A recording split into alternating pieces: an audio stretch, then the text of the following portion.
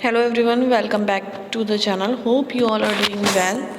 And we were doing the chapter globalization, in which we all discuss the heading factors that have enabled globalization. This is part 4. Let's see what are the factors. The first factor is technology. कह रहे हैं किसकी वजह से, वो कौन से ऐसे फैक्टर्स थे जो ग्लोबलाइजेशन जो था वो इनेबल हुआ या पॉसिबल हुआ. तो सबसे पहला फैक्टर था technology. Rapid improvement in technology has been one major factor that have stimulated the government process. कह रहे हैं जो इम्प्रूवमेंट हमारा बहुत तेज़ी से हुआ टेक्नोलॉजी का, वो एक बहुत बड़ा फैक्टर था जिसकी वजह से ग्लोबलाइजेशन जो है पॉसिबल हो पाया, प्रोसेस जो था. For instance, the past 50 years have been several improvement in transportation technology. कह रहे हैं पास्ट 50 ईयर्स में बहुत ज़्यादा इंप्रूवमेंट हुआ है टेक्नोलॉजी में. This has made much faster delivery of goods across long distance possible at lower cost. कह रहे हैं जिसकी वजह से जो डिलीवरी थी गुड्स की वो फास्टर हो पाई across long distance possible at lower cost. दूर से दूर जगह पे भी कम से कम कॉस्ट में. Containers for transport of goods. जो कंटेनर्स थे उनको कैसे ट्रांसपोर्ट करा जा रहा था. Goods are placed in containers. Goods को जो है कंटेनर प्लेस करा जा रहा था. और क्या हो रहा था, intact into ships, railways, plans, planes and trucks. क्या होता है जब आप कंटेनर्स में किसी चीज़ को लोड करते हो तो इंटैक्ट रहती है, एक जगह पे रहती है, इधर उधर फैलती नहीं है, गिरती नहीं है, टूटती नहीं है, बहुत अच्छे से सेफली पैकेज हो जाती है और कम स्पेस भी लेती है. Containers have led to huge reduction in port handling cost. और जो पोर्ट हैंडलिंग कॉस्ट होती है वो भी कंटेनर की वजह से क्या हो गई, रिड्यूस हो गई, क्योंकि लोगों को पैक्ड अनपैक्ड ज़्यादा करना नहीं पड़ा. And increase the speed with which export can reach market. और इंक्रीज़ हो गया स्पीड में कि जो भी आपको एक्सपोर्ट करना है वो जल्दी से मार्केट पहुँच पाए. Similarly the cost of air transport has fallen. और इसी तरह जो एयर ट्रांसपोर्ट की कॉस्ट थी वो भी कम हो गई. This has enabled much greater volume of goods being transported by airlines. और इसकी वजह से क्या इनेबल हो पाया कि जो ज़्यादा से ज़्यादा सामान था क्वांटिटी में वो जो है ट्रांसपोर्ट हुआ एयरलाइंस के through. Even more remarkable have been the development in information and communication technology. कह रहे हैं इससे भी ज़्यादा जो रिमार्केबल था वो था इंफॉर्मेशन एंड कम्युनिकेशन टेक्नोलॉजी का डेवलपमेंट होना. In recent times technology in the areas of telecommunication, computers, internet has been changing rapidly. कह रहे हैं अगर हम अभी के टाइम में देखें जो टेक्नोलॉजी के एरियाज़ हैं, चाहे वो टेलीकम्युनिकेशन है, कंप्यूटर्स हैं, इंटरनेट है, वो जो है बहुत तेज़ी से चेंज होते जा रहे हैं या फिर अपडेट होते जा रहे हैं. टेलीकम्युनिकेशन फैसिलिटीज़ कौन सी हैं, telegraph, telephone including mobile phone, fax are use to contact one another around the world. ये किस लिए यूज़ होती है, एक दूसरे से कांटेक्ट करने के लिए, बात करने के लिए. टू एक्सेस इन्फॉर्मेशन इंस्टेंटली, कि फ़ौरन कोई भी इन्फॉर्मेशन जो है वो बताई जा सके या जानी जा सके. And to communicate from remote areas. और ऐसी बहुत सी जगह जहाँ जाना मुश्किल है, वहाँ या वहाँ नेटवर्क भी अच्छी नहीं होती, तो वहाँ पे भी इंसान कम्युनिकेट कर पा रहा है, जो इसमें डेवलपमेंट हुआ है टेक्नोलॉजी की वजह से. This has been facilitated by satellite communication devices. और ये सब पॉसिबल हुआ, ये फैसिलिटेट हो पाया सैटेलाइट की वजह से. As you would be aware, computers have now entered almost every field of activity. कह रहे हैं जैसे आप सब अवेयर हैं कि कंप्यूटर जो है ऑलमोस्ट सारी फील्ड्स में जो है क्या हो चुका है, एंटर हो चुका है. You might have also ventured into the amazing world of internet. आपने भी इंटरनेट का जो अमेजिंग वर्ल्ड है वो देखा होगा. Where you can obtain and share information, जहाँ से आप इंफॉर्मेशन जानकारी ले सकते हैं और दे भी सकते हैं लोगों को. On almost anything you want to know, जो भी चीज़ आपको जाननी हो सबकी इन्फॉर्मेशन आपको इंटरनेट पे मिलेगी. Internet also allows us to send instant electronic mail and talk across the world at negligible cost. कह रहे हैं इंटरनेट के थ्रू आप मेल्स भी भेज सकते हो, वॉइस मेल भी सेंड कर सकते हो और बात कर सकते हो किससे भी, बहुत ना के बराबर कॉस्ट में, क्योंकि आपको पता है एक डेटा पैक में ही सारा काम हो जाता है हमारा.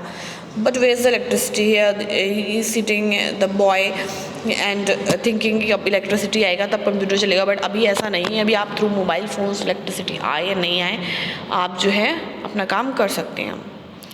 Information and communication technology, IT in short, has played a major role in spreading out production of services across countries. Let us see how. कह रहे हैं कैसे जो है स्प्रेड हो रही हैं सर्विसेज जो हैं प्रोडक्शन की पूरी सारी कंट्रीज़ में या एक कंट्री से दूसरी कंट्री। तो एग्जांपल देखते हैं, यूजिंग इट इन ग्लोबलाइजेशन।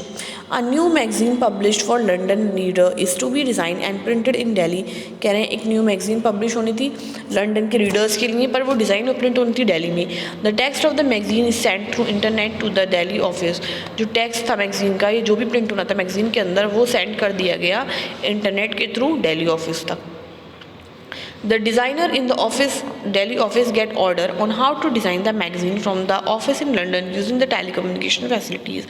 और telecommunication facilities के थ्रू ये मैसेज भी पहुँच जाएगी कि भाई जो मैगजीन का डिज़ाइन है वो कैसा होना है।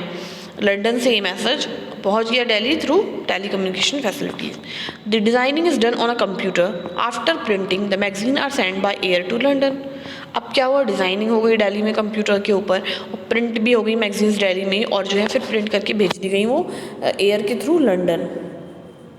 Even the payment of money for designing and printing from a bank in London to a bank in Delhi is done instantly through the internet banking। कह रहे हैं जो पेमेंट भी था लंदन से दिल्ली के लिए हो गया ई बैंकिंग के थ्रू। तो अब क्या समझ में आया आपको, बिना किसी फिजिकल मूवमेंट के लोग अपने अपने प्लेस पर ही रहे, बट काम जो था वो सारा का सारा हो गया।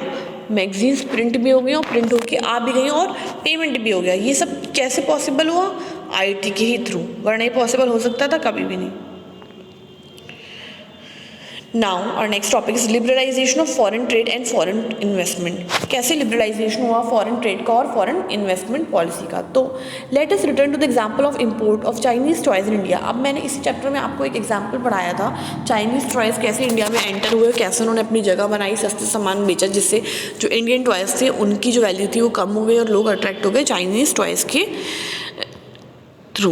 Suppose the Indian government put a tax on import of toys, what would happen. कह रहे हैं आप इमेजिन करिए अगर जो चीज़ें इंपोर्ट हो रही हैं अगर उस पर इंडियन गवर्नमेंट टैक्स लगाने लगे तो क्या होगा।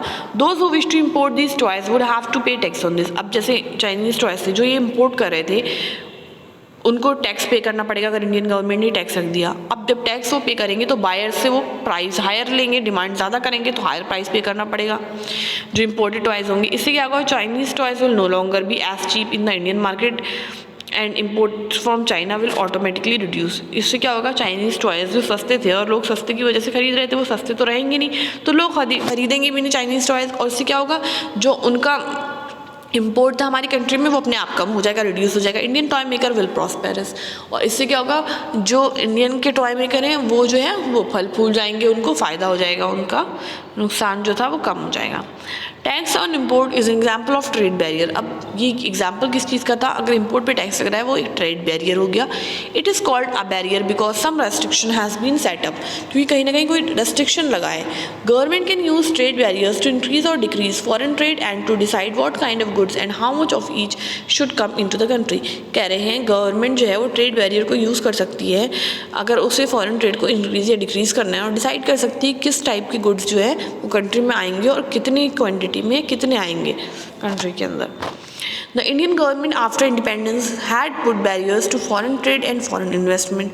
कह रहे हैं इंडियन गवर्नमेंट ने इंडिपेंडेंस के बाद जो है वो बैरियर लगा दिया था फॉरेन ट्रेड और इन्वेस्टमेंट के ऊपर। This was considered necessary to protect the producer within the country from foreign competition, क्योंकि ये ज़रूरी था कि जो प्रोड्यूसर कंट्री के अंदर हैं उनको फॉरेन कॉम्पिटिशन फेस ना करना पड़े। Industries are just coming up in the 1950s and 1960s। अब इंडस्ट्रीज जो थी वो आने लगी 1950 और 60s में। And competition from import at that stage would not have allowed this industry to come up. और अगर कंपटीशन होता उस टाइम पे तो ये इंडस्ट्रीज़ जो थी वो सेटअप नहीं हो पाती हमारी कंट्री के अंदर। दस India allowed import of only essential item. तो इसलिए इंडिया ने जो इम्पोर्ट की परमिशन दी थी वो कुछ एसेंशियल आइटम्स को ही दी थी। वो एसेंशियल आइटम कौन से थे, machinery, fertiliser, petroleum etcetera. Note that all developed countries during the early stage of development have given protection to domestic producer through a variety of means.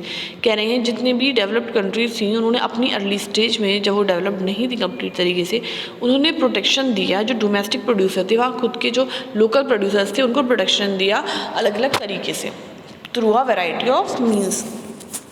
Starting around 1991, some far-reaching changes in policy were made in India. अब जब 1991 आया तो बहुत से जो changes थे वो आए पॉलिसी के अंदर, इंडिया की पॉलिसी के अंदर. The government decided that the time had come for Indian producer to compete with producer around the globe.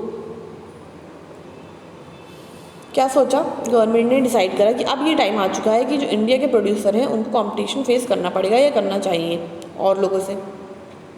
It felt that competition would improve the performance of producer. उन्हें ऐसा लगा कि competition की वजह से जो परफॉर्मेंस है प्रोड्यूसर्स की वो इम्प्रूव हो जाएगी कंट्री के अंदर, since they would have to improve their quality, क्योंकि उन्हें अपनी क्वालिटी इम्प्रूव करनी पड़ेगी. This decision was supported by powerful international organisation. और ये जो डिसीजन था ये सपोर्ट करा गया जो बहुत बड़े बड़े इंटरनेशनल ऑर्गेनाइजेशन थे उनके जरिए. Thus barriers on foreign trade and foreign investment were remove to a large extent. इससे क्या हुआ, जो बैरियर्स लगे हुए थे वो बहुत हद तक जो है वो रिमूव कर दिए गए इंडियन गवर्नमेंट के ज़रिए.